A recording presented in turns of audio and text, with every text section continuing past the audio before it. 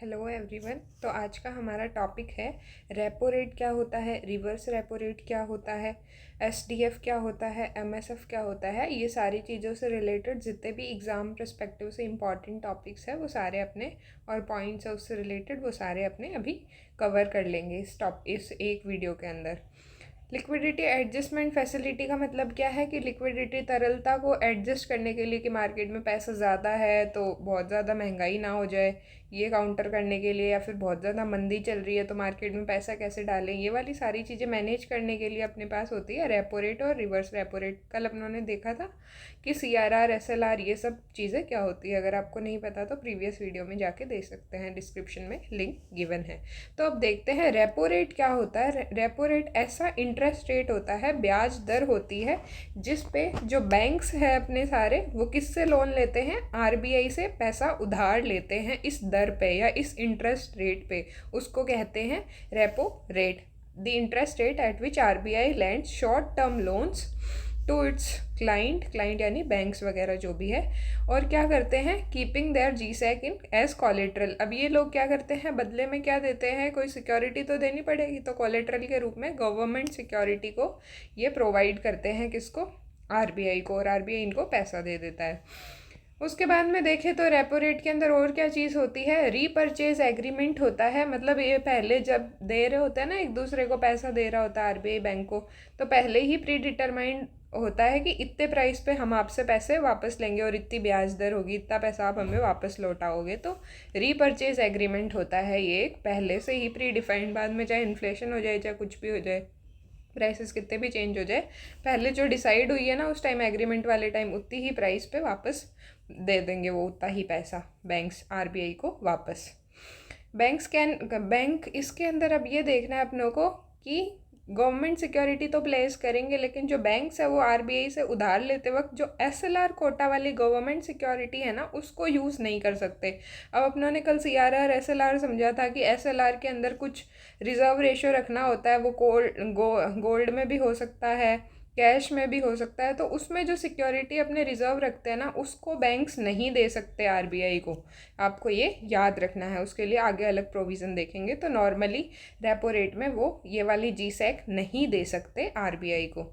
उसके बाद में रेपो रेट को पॉलिसी रेट भी कहते हैं, जो कि महंगाई को कम करने के लिए काम आती है। और प्रेजेंट वर्तमान में देखें तो रेपो रेट कितनी है, 5.50% है। क्लियर हो गया। देखो वापस देख लो, रेपो रेट क्या है, ऐसी रेट है जिस पे बैंक आरबीआई से पैसा उधार लेते हैं। क्या रखते हैं बदले में, गवर्नमेंट सिक्योरिटी रखते हैं उस कोलेट्रल के रूप में।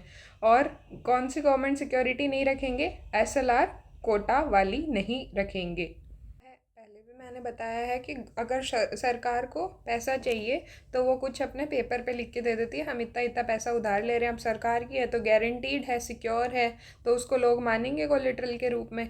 तो वो गवर्नमेंट सिक्योरिटी है। इसमें ट्रेजरी बिल वगैरह और भी बहुत सारी चीज़ें आती हैं जो अपने सिक्योरिटी वाले चैप्टर में पढ़ेंगे।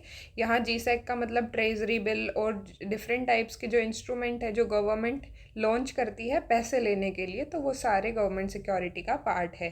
तो रेपो रेट में एसडीएफ वाली नहीं, ये अपनी एसएलआर वाली सिक्योरिटी का यूज़ नहीं करेंगे। उसके बाद में रीपर्चेज एग्रीमेंट होगा कि इस टाइम को हम इतने दिन बाद में वापस पैसा ले लेंगे आपसे, और bank can't place their SLR quota को प्लेस नहीं कर सकते, डिस्कस कर ही लिया। पॉलिसी रेट भी बोलते हैं रेपो रेट को, और करंट रेपो 5.50 है अपनी। उसके बाद में आता है रिवर्स रेपो रेट क्या होता है। अब देखो ऐसा भी तो हो सकता है कि काफ़ी बार बैंक्स के पास में सरप्लस मनी हो या फिर एक्स्ट्रा ही पैसा पड़ा हो कि उनको लोन लेने की ज़रूरत नहीं है और उनके पास खुद के पास बहुत सारा पैसा पड़ा है। तो उनके पास अगर बहुत ज़्यादा पैसा पड़ा है, उन्होंने लोन भी दे दिया, अब ज़्यादा लोन देंगे तो बहुत ज़्यादा महंगाई वगैरह भी हो सकती है, तो लिमिटेड लोन ही देंगे, इतना ज़्यादा भी नहीं दे देंगे। तो उनके पास जो सरप्लस पैसा पड़ा है बहुत, तो उसको क्या करेंगे, वो आरबीआई को दे देते हैं कि आप आरबीआई अपने पास रख लो कुछ समय के लिए, और इस इंटरेस्ट रेट की पे ही रख लो, कम ही होगी। यूजुअल सी बात है कि आरबीआई को क्यों ही इतना पैसा चाहिए होगा, आरबीआई तो बस उनका पैसा रख रहा है, तो इसलिए थोड़ी बहुत इंटरेस्ट रेट मिल जाएगा बैंकों को कि हमारा सरप्लस पैसा आरबीआई के पास सेव पड़ा है। तो उसको कहते हैं, जिस रेट पे बैंक आरबीआई को अपना सरप्लस पैसा दे देते हैं उसको कहते हैं reverse repo rate. Interest rate है जिसपे क्लाइंट अर्न करते हैं उनका सरप्लस पैसा या जो एक्स्ट्रा पैसा उनके पास पड़ा है वो आरबीआई को देके, और ये शॉर्ट टर्म के लिए, छोटे समय अवधि के लिए ही होता है, और उन पे कुछ इंटरेस्ट भी मिलता है, इनको कम होता है, जाहिर सी बात है रेपो रेट वगैरह से। अगर देखो ज़्यादा होगा तो क्या होगा, अब ज़्यादा होगा इंटरेस्ट रेट, अगर इनको वहाँ पैसा डाल के, तो ये लोन क्यों देंगे, ये तो कह देंगे कि हम तो आरबीआई के पास ही पैसा अपना पार्क कर देंगे, तो वो दिक्कत हो सकती है, इसलिए बहुत कम इंटरेस्ट रेट इनको मिलता है। उसके बाद आरबीआई गिव्स, अब आरबीआई इसमें क्या करता है, उनको गवर्नमेंट सिक्योरिटी कोलेट्रल के रूप में भी देता है, ये भी याद रखना आप कि आरबीआई जीसैक उनको कोलेट्रल के रूप में देता है, क्योंकि वो आरबीआई को पैसा दे रहे हैं, तो सिक्योरिटी भी प्रोवाइड करता है आरबीआई। उसमें भी सेम था रेपो रेट में भी, कि बैंक आरबीआई को सिक्योरिटी प्रोवाइड कर रहे थे। उसके बाद में अपना आता है कि रिवर्स रेपो रेट क्या होगा, हमेशा रेपो रेट से कम होगा, उसका X% तक माइनस कर देंगे तो ही होगा। अभी बहुत कम है अपना रेपो रेट, और ज़्यादा अपने रिवर्स रेपो रेट को यूज़ भी नहीं कर रहे अपने, देखेंगे आगे। उसके बाद में न्यूट्रल और टर्मिनल रेपो क्या होता है, अब ये आइडियल सिचुएशन की बात कर रहा है कि ऐसी रेपो रेट आप रखो भाई कि उससे इन्फ्लेशन भी, महंगाई भी कंट्रोल में रहे, कोई एम्प्लॉयमेंट भी अपना अच्छा चल रहा हो, लोगों को रोज़गार भी मिले, या फिर हाँ, ये वाली सारी चीज़ें हो। तो ये थ्योरेटिकल कंसेप्ट है, प्रूफ रियल में हो नहीं सकता, एकदम अपने नोबल तो कैसे रख लेंगे रेपो रेट को कि अपने सारी चीज़ें बेस्ट चले। तो ये थ्योरेटिकल किताबी कंसेप्ट है एक, और RBI has not officially declared, और इसके लिए आरबीआई ने कोई नंबर भी डिक्लेयर नहीं किया है न्यूट्रल और टर्मिनल रेपो रेट के लिए। ऐसा याद रख लेना बस कि कंसेप्ट क्या है, आइडियल कंडीशन है ऐसी जिसमें रेपो रेट इतनी अच्छी चल रही हो अपने की, महंगाई भी कंट्रोल में रहे, एम्प्लॉयमेंट भी हो रही है, ग्रोथ भी हो रही है, ये वाली सारी चीज़ें। अब थोड़ा सा दिमाग लगाओ, देखो बहुत इजी कंसेप्ट है, कुछ ऐसे सोचना ज़्यादा है नहीं, बहुत इजीली समझ आ जाएगा आपको। इन्फ्लेशन होगी, महंगाई होगी, तो उसका मतलब क्या है कि मार्केट में पैसा अचानक से बहुत ज़्यादा बढ़ गया है। अब पैसा आरबीआई को वापस खींचना है लोगों से, तो क्या करना है, लोन को कम करना है। और लोन कम कैसे होंगे, जब बैंकों के पास कम पैसा होगा, या फिर हाँ बैंकों के पास कम पैसा होगा, ये मान लो। अब बैंकों के पास कम पैसा कब होगा, जब आरबीआई उनको ज़्यादा रेपो रेट पे पैसा देगा। अब ज़्यादा रेपो रेट पे उनसे ज़्यादा ब्याज लेगा आरबीआई, तो बैंक इतना पैसा नहीं उठाएंगे आरबीआई से। तो इसलिए अगर रेपो रेट ज़्यादा रखेगा आरबीआई, तो क्या होगा, बैंक लोन कम लेंगे उससे, आरबीआई से, और बैंक लोन कम लेंगे तो आगे भी पब्लिक को भी या लोगों को भी लोन कम देंगे, तो वो क्या रहेगा, अपना इन्फ्लेशन को या महंगाई को कम करने के काम आएगा। और वैसे ही ड्यूरिंग डिफ्लेशन क्या होगा कि रेपो रेट अपनी क्या होगी, कम होगी। कैसे, अब डिफ्लेशन है मतलब मार्केट में पैसा नहीं है, तो अब बैंकों को पैसा चाहिए कम रेट पे, ताकि वो कम रेट पे बहुत सारा पैसा लेके और मार्केट में सप्लाई कर सके पैसे की। तो आरबीआई क्या करेगा, रेपो रेट कम कर देगा, कि मान लो 5 थी तो उसको 3 कर दिया। अब बैंक धड़ाधड़ लोन ले रहे, बाद में लोन लेके पब्लिक को या लोगों को लोन दे रहे हैं, तो ये ऐसा होगा। इन्फ्लेशन के टाइम पे रेपो रेट ज़्यादा हो जाएगी, डिफ्लेशन के टाइम पे रेपो रेट कम हो जाएगी। डिफ्लेशन यानी मंदी का दौर जो चल रहा है, वैसा ही रिवर्स रेपो रेट के साथ है। अगर महंगाई कम करनी है तो मतलब बैंकों को लोगों को लोन कम देना है महंगाई कम करने के लिए, कि ज़्यादा पैसा ना बचे मार्केट में कि इतना महंगा कैसे हो रहा है सब कुछ। तो अब क्या करेगा बैंक, आरबीआई क्या करेगा, रिवर्स रेपो रेट कौन सी होती है, जिस रेट पे बैंक अपना पैसा आरबीआई में देते हैं, उनके पास ज़्यादा होता है, तो उस रिवर्स रेपो रेट को क्या करेगा, आरबीआई बढ़ा देगा। तो अब लोग क्या करेंगे, लोगों को लोन देने के बजाय क्या करेंगे, आरबीआई में अपना पैसा डालेंगे कि यहाँ से हमें ठीक इंटरेस्ट रेट मिल रहा है, प्रॉफिट हो रहा है हमें। तो उस वजह से अब इन्फ्लेशन है तो क्या होगा, रिवर्स रेपो रेट क्या हो जाएगी, अपनी ज़्यादा हो जाएगी। तो ये इजी सा कंसेप्ट है, 1 मिनट बैठो और इसको क्या करो, ड्रॉ करो कि हाँ इन्फ्लेशन है तो इतना होगा, ये ऐसे होगा। 1 मिनट माइंड मैप की तरह इसको बना के देखो, बहुत इजी कंसेप्ट है, अच्छे से क्लियर हो जाएगा। फिर भी कोई डाउट हो तो आप कमेंट सेक्शन में बता सकते हैं, अपने वापस देख लेंगे इसको। उसके बाद में आता है वेरिएबल रेट रिवर्स रेपो क्या होता है। अब रिवर्स रेपो अपने को पता है, बैंक अपना एक्स्ट्रा मनी आरबीआई में पार्क करता है। तो वेरिएबल रेट रिवर्स रेपो क्या है, जब उस रेट में चेंजेस आए। अब आरबीआई क्या कर रहा है कि उस अब बैंकों के पास एक्स्ट्रा मनी पड़ा है, और आरबीआई क्या कर रहा है कि मैं तो जो मेरे को सबसे ज़्यादा, मेरे से सबसे कम ब्याज पे ले रहा है, कि मैं उसको सबसे कम ब्याज दे रहा हूँ। रिवर्स रेपो में यही तो होता है, आरबीआई ब्याज देता है, तो जिसको मैं सबसे कम ब्याज दूंगा ना, मैं उसी से पैसा अपना लेऊंगा। तो क्या कर रहा है आरबीआई, ऑक्शन कर रहा है बैंक्स की, बैंक नीलामी कर रहे हैं कि भाई हमें इतने % पे ही दे दो, आप बस हमारा पैसा रख लो, ऐसा करके, तो उसको कहते हैं changes depending on the auction bids made by client. Reverse repo में तो सबके लिए सेम था, वेरिएबल मतलब चेंज है, तो ये बैंक कह रहा है कि आप चलो मुझे 2% इंटरेस्ट ब्याज ही दे दो, मेरा पैसा रख लो अपने पास। एक कह रहा है कि आप नहीं 1% पे ही दे दो मुझे, तो ये है वेरिएबल रेट रिवर्स रेपो अपना, कि जब चेंज हो अलग अलग बैंकों के लिए रिवर्स रेपो। आरबीआई का ऑब्जेक्टिव क्या होता है? मनी सप्लाई को कम करना होता है, अपनों ने देख ही लिया, रेपो रेट और रिवर्स रेपो रेट से कम या ज़्यादा करना होता है। आरबीआई कैन अब आरबीआई रिजेक्ट भी कर सकता है किसी भी बैंक को कि भाई नहीं मैं तो नहीं दूंगा आपको लोन, आपको इस रेपो रेट पे, तो वो आरबीआई के डिस्क्रिशन पे है, खुद के विवेक पे है। उसके बाद एक टॉपिक आता है अपना मार्जिनल स्टैंडिंग फैसिलिटी 2011 के अंदर जो आई थी, वो क्या चीज़ है अपनी। इंटरेस्ट रेट है ऐसी जिस पे क्या है, at which RBI lend short term loan to scheduled commercial bank and regional rural bank with their SLR. अब देखो नॉर्मल जो रेपो रेट होता है उसके अंदर क्या होता है, बैंक आरबीआई से उधार लेते हैं, गवर्नमेंट सिक्योरिटी रखते हैं, पर कौन सी गवर्नमेंट सिक्योरिटी नहीं रखेंगे, एसएलआर कोटा वाली गवर्नमेंट सिक्योरिटी नहीं रखते। एसएलआर वो जो सीआरआर एसएलआर वाला था वो आप देख सकते हो। तो अब इसमें क्या होगा एमएसएफ में, कि वो जो एसएलआर वाली सिक्योरिटी थी ना, जो नॉर्मल टाइम्स में अपने नहीं रख रहे थे रेपो रेट में, तो इसमें एमएसएफ ऐसी विंडो है जिसमें ये एसएलआर वाली कोटा वाली जो गवर्नमेंट सिक्योरिटी है ना, उसको कोलेट्रल के रूप में रख के और बैंक लोन ले सकते हैं आरबीआई से। इतना ही याद रखना है कि एसएलआर वाली कोटा वाली सिक्योरिटी से बैंक्स लोन ले सकते हैं आरबीआई से, उसको कहते हैं मार्जिनल स्टैंडिंग फैसिलिटी या एमएसएफ।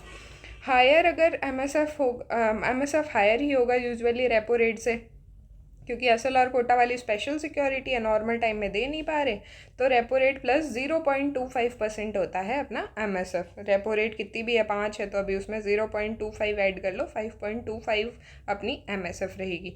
और अब ये स्पेशल विंडो है, देख लो कि स्पेशल सिक्योरिटी एसएलआर वाली यूज़ कर रहे हैं, तो ये सिर्फ बैंक को ही अवेलेबल होती है, ओनली बैंक कैन बोरो, सिर्फ बैंक ही इससे उधार ले सकते हैं, एनबीएफसीज उधार नहीं ले सकते इससे। उसके बाद में एक टर्म आती है बैंक रेट। आरबीआई एक्ट है अपना कब का, 1934 का, उसमें मेंशन्ड है ये। लॉन्ग टर्म के लिए अगर लोन देना होता है ना, तो पहले अपने क्या करते थे, बैंक रेट का यूज़ करते थे कि इस रेट पे अपने क्या देंगे, लंबे समय के लिए बैंकों को उधार देंगे, तो इसको कहते हैं बैंक रेट। लेकिन हाल ही में ये कंसेप्ट इतना यूज़ नहीं होता है, रेपो रेट वगैरह का यूज़ करते हैं लोग, ये बैंक्स वगैरह, तो ये कंसेप्ट अभी डोरमेंट है, कह सकते हैं। इस कंसेप्ट को अभी लॉन्ग टर्म लोन्स के लिए यूज़ नहीं करके अपने क्या करते हैं, अगर बैंक आरबीआई को बैंकों पे पेनल्टी लगानी होगी, वो कोई नॉर्म्स नहीं मान रहे या कुछ भी उन्होंने वॉयलेट कर दिया, तो क्या कर सकता है, जो आरबीआई है उस बैंक रेट पे पेनल्टी लगा सकता है बैंक्स पे, तो यूजुअली इसके लिए यूज़ हो रही है। और सिर्फ बैंक्स ही बोरो कर सकते हैं बैंक रेट पे।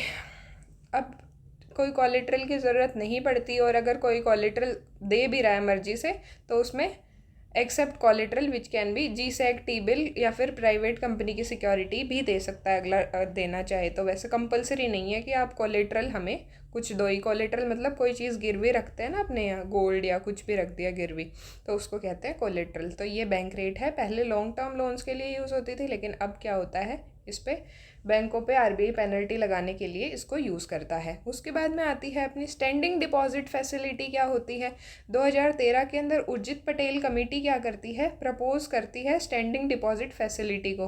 अब स्टैंडिंग डिपॉजिट फैसिलिटी क्या है, सेम कंसेप्ट है रिवर्स रेपो रेट वाला। रिवर्स रेपो रेट में क्या था, बैंकों के पास एक्स्ट्रा पैसा है, वो आरबीआई में जमा करवा रहे हैं, लेकिन आरबीआई उनको क्या दे रहा है, गवर्नमेंट सिक्योरिटी बदले में दे रहा है। अपनों ने देखा था कोलेट्रल के रूप में, उसमें भी दे रहा था। लेकिन स्टैंडिंग डिपॉजिट जो फैसिलिटी है उसमें क्या करता है, बैंक एक्स्ट्रा मनी तो पार्क कर रहा है अपना आरबीआई में, आरबीआई इंटरेस्ट भी दे रहा है, लेकिन क्या हो रहा है, आरबीआई कोलेट्रल के रूप में गिरवी नहीं रख रहा है गवर्नमेंट सिक्योरिटी को। तो ये आपको याद रखना है। एसडीएफ सेम है रिवर्स रेपो के, बस क्या होता है इसमें, गवर्नमेंट सिक्योरिटी आरबीआई उधार नहीं रखता है, गिरवी नहीं रखता है बैंकों के पास में। 2013 में उर्जित पटेल कमेटी ने इसका आइडिया दिया था, और उसके बाद में इसके अंदर आरबीआई क्या करता है, पैसा एब्जॉर्ब कर सकता है एसडीएफ से, अपना को ये तो पता है। सेम कंसेप्ट रहेगा एसडीएफ वाला, रिवर्स रेपो वाला, बस वो कोलेट्रल वाला याद रखना है, जीएसएक नहीं देगा आरबीआई। और वो प्रोसेस सेम रहेगा कि अगर बहुत ज़्यादा इन्फ्लेशन है तो ये एसडीएफ को क्या करेगा, आरबीआई बढ़ा देगा, ताकि अब बैंक किसके पास ज़्यादा पैसा पार्क करेंगे, आरबीआई के पास ज़्यादा पैसा रखेंगे लोगों को लोन देने के बजाय। 2018 में अमेंडमेंट होता है एसडीएफ को ऐड करने के लिए, और फाइनली 2022 अप्रैल में, आपको याद रखना है 2022 वाला ईयर, इस टाइम पे एसडीएफ लॉन्च करता है आरबीआई। और उसके बाद में ये मॉनेटरी पॉलिसी कॉरिडोर है अपना, इसमें 3 चीज़ें आती है, उसको भी चेंज कर देता है 2022 में, अभी अपने देखेंगे। बैंक्स और कुछ एनबीएफसीज रिवर्स रेप ये एसडीएफ से उधार ले सकते हैं। एमएसएफ वाला याद रखना, उसमें स्पेशल गवर्नमेंट सिक्योरिटी थी ना एसएलआर कोटा वाली, तो उसके अंदर क्या करते हैं, बैंक्स ही ले सकते हैं, एनबीएफसीज नहीं ले सकती ना। एनबीएफसी मतलब नॉन बैंकिंग फाइनेंशियल इंस्टीट्यूशन, ऐसे नॉन बैंक्स जो लोन देने का काम तो कर रहे हैं लेकिन वो खुद बैंक नहीं है, कोई कंपनीज वगैरह हो सकती है। उसके बाद मॉनेटरी पॉलिसी कॉरिडोर क्या है, इसको लिक्विडिटी एडजस्टमेंट फैसिलिटी भी बोलते हैं अपने, सेम ही है वो। मॉनेटरी पॉलिसी कॉरिडोर में 3 चीज़ें आती है, आपको याद रखना है। एक तो आता है एमएसएफ, इधर आएगा एमएसएफ टॉप पे, बीच में आता है रेपो, और लास्ट में आता है अपना एसडीएफ। ये मैंने गलत लिख रखा है इसमें, यहाँ आएगा फ्लोर, एमएसएफ की जगह एमएसएफ को कहते हैं अपने सीलिंग। सीलिंग मतलब टॉप। अब एमएसएफ में स्पेशल टाइप की सिक्योरिटी भी यूज़ कर रहे हैं अपने, तो इससे ज़्यादा तो मतलब अपने रेट लगा ही नहीं सकते किसी चीज़ की। तो एमएसएफ वाली रेट रेपो से भी ज़्यादा होती है, तो ऊपर आती है ये सीलिंग, छत है, इससे ज़्यादा तो नहीं लगा सकते। बीच में अपनी आ जाती है रेपो रेट, जिस रेट पे बैंक आरबीआई से उधार लेते हैं नॉर्मली, और एसडीएफ आ जाती है जो रिवर्स रेपो वाली है, जिसमें आरबीआई क्या नहीं देता, गवर्नमेंट सिक्योरिटी नहीं देता कोलेट्रल के रूप में। तो अब एसडीएफ आ जाती है एकदम बॉटम पे, कि इससे कम भी आप नहीं कर सकते, क्या इससे कम भी आप रेट नहीं कर सकते। तो सबसे नीचे आता है एसडीएफ, बीच में रेपो, और सबसे ऊपर एमएसएफ आ जाता है अपना। एसडीएफ माइनस होगा रेपो के, ही अपनों को पता है, ऊपर भी डिस्कस किया था। अब पहले रिवर्स रेपो रेट का ज़्यादा यूज़ होता था, लेकिन अब क्या करता है आरबीआई, एसडीएफ का ज़्यादा यूज़ कर रहा है। सेम रिवर्स रेपो वाला ही है, लेकिन आरबीआई अब कोलेट्रल नहीं देता। तो हाल ही में अगर यूज़ करें, आपने देखे तो मॉनेटरी पॉलिसी कॉरिडोर में या फिर सारी चीज़ों में रिवर्स रेपो रेट की जगह एसडीएफ स्टैंडिंग डिपॉजिट फैसिलिटी का ही यूज़ चल रहा है, चलन में अभी वो ही है। लेकिन रिवर्स रेपो डिसकंटिन्यू नहीं हुई है, बंद नहीं हुई है, ये भी आपको याद रखना है। लेकिन ये याद रखना है कि मॉनेटरी पॉलिसी कॉरिडोर में क्या क्या आएगा, एमएसएफ सबसे ऊपर, बीच में रेपो और लास्ट में एसडीएफ। अब टोटल इसकी विड्थ कितनी है, इधर देखो 0.25 है, इधर भी 0.25 है, तो इसकी टोटल विड्थ है, विड्थ मतलब चौड़ाई ऊपर सीलिंग से लेके नीचे तक की कितनी है, तो वो है 0.50, 0.25 और 0.25 आ गया 0.50%। अब इसको बेस पॉइंट सिस्टम से नोट करते हैं, तो मतलब 1% कब होगा, जब 100 बेस पॉइंट हो गए, और 50 बेस पॉइंट है तो 0.50% हो गए। तो कुछ याद नहीं रखना, कोई मैथमेटिक कैलकुलेशन कुछ याद नहीं रखना इसमें, बस ये याद रखना है बेस पॉइंट सिस्टम में अभी 0.50% है अपना मॉनेटरी पॉलिसी कॉरिडोर का।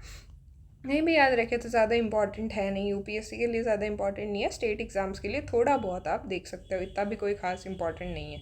बस ये टर्म्स पता हो अपनों को, मॉनेटरी पॉलिसी कॉरिडोर में क्या क्या आ रहा है। उसके बाद में एक टॉपिक आता है अपना सिस्टम लेवल लिक्विडिटी का। सिस्टम लेवल लिक्विडिटी का मतलब क्या है, यहाँ इस डायग्राम से समझते हैं अपने सिस्टम लेवल लिक्विडिटी क्या है।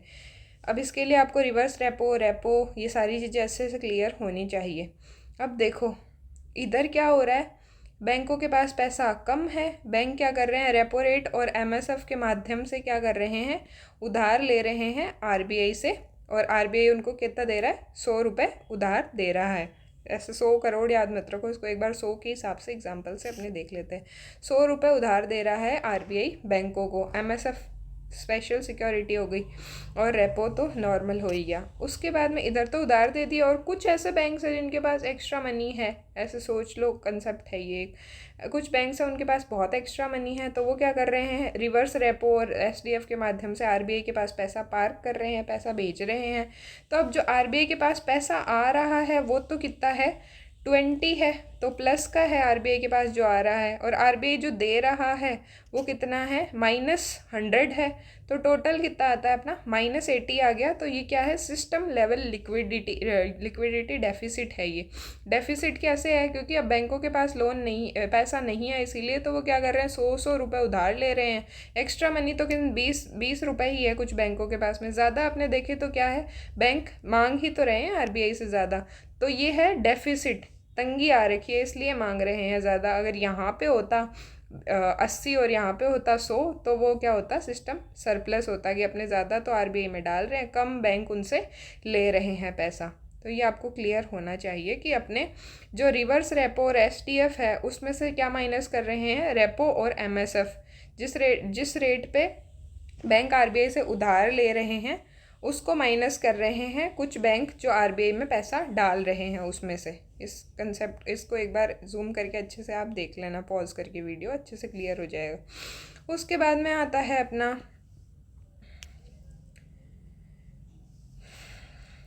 ये देख लो, reverse repo plus STF minus repo plus MSF. अब अगर प्लस में आ रहा है ये आंसर, अभी तो माइनस में देखा ना अपने यहाँ, अगर यही प्लस में आ रहा होता तो मतलब बैंकों के पास इनफ पैसा है और वो ज़्यादा आरबीआई में डाल रहे हैं जबकि लोन कम ले रहे हैं आरबीआई से, तो वो होता सरप्लस लिक्विडिटी। लेकिन अगर माइनस हो रहा है कि लोन ज़्यादा ले रहे हैं बैंक और आरबीआई में कम डिपॉजिट कर रहे हैं बैंक, तो वो होता है डेफिसिट लिक्विडिटी। इसको कहते हैं सिस्टम लेवल लिक्विडिटी। अब एक कंसेप्ट आता है ट्राई पार्टी रेपो।